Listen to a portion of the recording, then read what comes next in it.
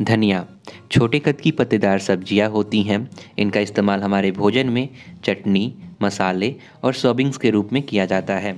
धनिया के पौधे सालों भर लगाए जाते हैं, लेकिन सर्दियों में मौसम अनुकूल होने के कारण खेतों में इन्हें अधिक मात्रा में लगाया जाता है और काफ़ी ज़्यादा इस्तेमाल भी किया जाता है। इसे कोरिएंडर, सिलेंट्रो और धनिया के नाम से जाना जाता है। हालांकि इसके कई नाम हैं, लेकिन इसे ग्रो करना ना बहुत आसान है। इस वीडियो में हम इसके बीज गमले में लगाएंगे।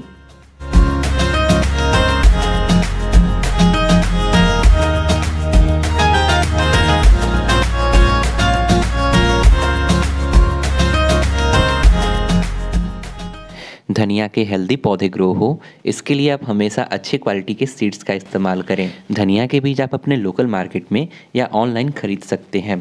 किचन में इस्तेमाल होने वाले साबुत धनियों का भी इस्तेमाल यहाँ पर किया जा सकता है, लेकिन पौधे आपके हेल्दी हो और अच्छी ग्रोथ करे, इसके लिए आप हमेशा अच्छे और फ्रेश सीड का इस्तेमाल करें। धनिया के साबुत बीज आप मिट्टी में लगा सकते हैं, लेकिन ऐसे क्या होगा ना कि अगर आप साबुत बीज लगा देते हो तो धनिया के बीज काफ़ी ज़्यादा समय ले लेंगे ग्रो होने में। तो उससे पहले आपको यहाँ पर एक काम करना है। धनिया के बीज छोटे और गोल आकार के होते हैं। जब आप इसे हाथों से बीज से इस तरह दबाओगे तो ये दो हिस्सों में इस तरह से टूट जाएंगे। अब यह दो अलग अलग हिस्से हैं ना, ये अलग अलग दो पौधे बन जाएंगे। ऐसे में आपके जो सीड होंगे जल्दी जर्मिनेट होंगे और पौधा भी अच्छे से ग्रोथ करेगा। यहाँ पर आपको ध्यान रखना है कि सीड को तोड़ते समय ना जोड़ इतना ही लगाना है कि सीड बीज से बस टूट सके, इनका बुरादा नहीं करना है।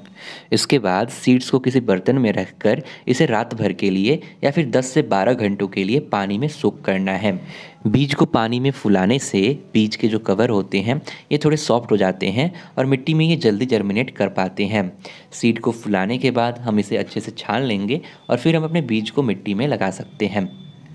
धनिया की जड़ें अधिक गहराई में नहीं फैलती हैं। 5 से 6 इंच गहराई वाले गमलों से आप इनकी शुरुआत कर सकते हैं। मैंने यहाँ पर 18 बाई 6 इंच के ग्रो बैग का इस्तेमाल किया है। इसकी गहराई 6 इंच है। मैंने ग्रो बैग में पहले से थोड़ी सी मिट्टी भर रखी है और इसके ऊपर मैंने किचन वेस्ट फैला रखा है।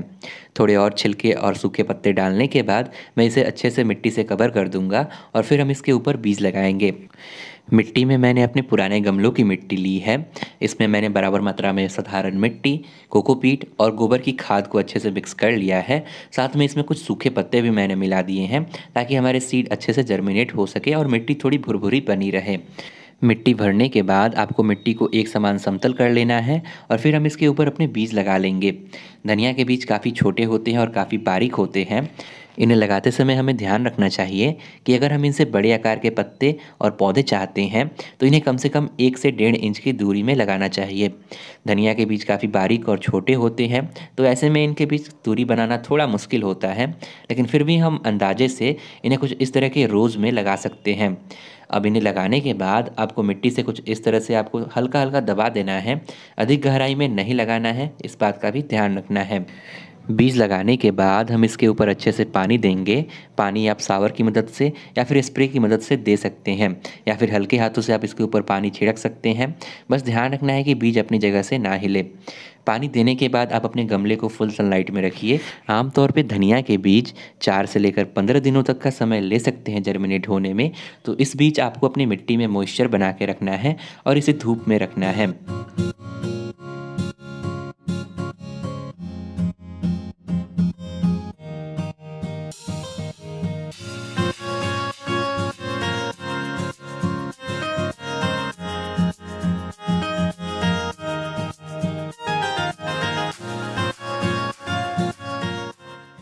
बीज लगाए आज 17 दिन हो चुके हैं और हमारे सीड अच्छे से जर्मिनेट हो गए हैं और पौधे भी तैयार हो गए हैं।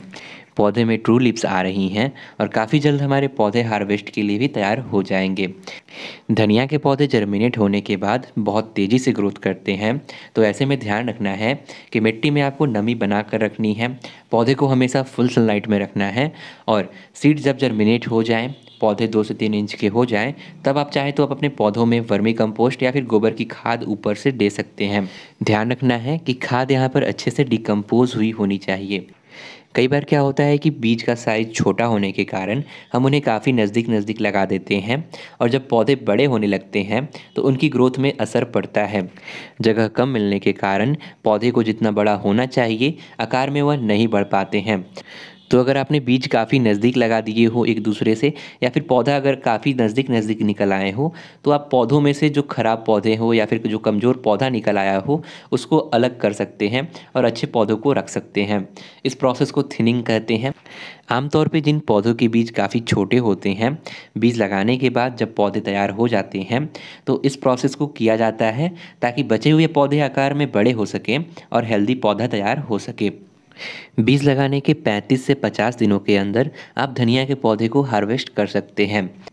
बीज लगाए मुझे 40 दिन हो चुके हैं और हमारे पौधे काफ़ी अच्छे से तैयार हो गए हैं। पौधे की ग्रोथ काफ़ी अच्छी है और इस बीच हम अपने पौधे को हार्वेस्ट कर सकते हैं। पौधे के साइड के जो बड़े पत्ते होते हैं, पहले इन्हें हार्वेस्ट करना चाहिए। फिर पौधे को कुछ समय देना चाहिए बढ़ने के लिए। फिर जब पौधा बढ़ जाए फिर से साइड के पत्तों को तोड़ना चाहिए। पौधे के पत्ते हार्वेस्ट करने के बाद पौधे में गोबर की खाद या वर्मी कंपोस्ट डालना चाहिए ताकि पौधा अपनी ग्रोथ फिर से शुरू कर सके। कुछ इस तरह से आप एक पौधे से 2 से 3 बार हार्वेस्ट ले सकते हैं। धनिया के बीज आप सर्दियों में कभी भी ग्रो कर सकते हैं।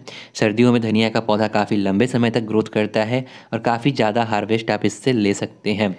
गर्मियों में भी धनिया के पौधे लगाए जाते हैं, लेकिन गर्मी तेज़ होने के कारण पौधे में फूल और बीज थोड़े जल्दी बन जाते हैं, जिस वजह से गर्मियों में पौधे से थोड़ी कम हार्वेस्ट मिलती है।